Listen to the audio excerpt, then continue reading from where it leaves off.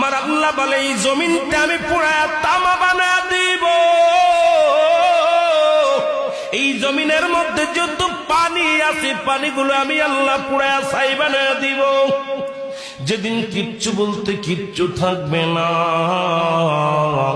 সেদিন থাকবে শুধু আমার আল্লাহ। আজকে কার জন্য সুদ খাও, কার জন্য ঘুষ খাও, কার জন্য ব্যভিচার করো, কার জন্য অন্যায় করো রে মন, কার জন্য তোমরা এত বাহাদুরি করো। আরে আজকে একটা কথা বলতে গেলে কষ্ট হয়। এই জমিনটা আল্লাহ পুরায়া তামা বানায়া দিবে। এই জমিনের মাটিগুলো পুড়ে হবে তামা। এই জমিনের যত পানি আছে পানিগুলো পুড়ে হবে ছাই। এই দুনিয়ার মধ্যে কিচ্ছু যেদিন থাকবে না, ওই তুরস্কের কত বাহাদুর, কত টাকাওয়ালা মিনিটের মধ্যে 30 সেকেন্ডের ভূমিকম্পে পথের ফকির হয়ে গেছে, রাস্তার ভিখারি হয়ে গেছে।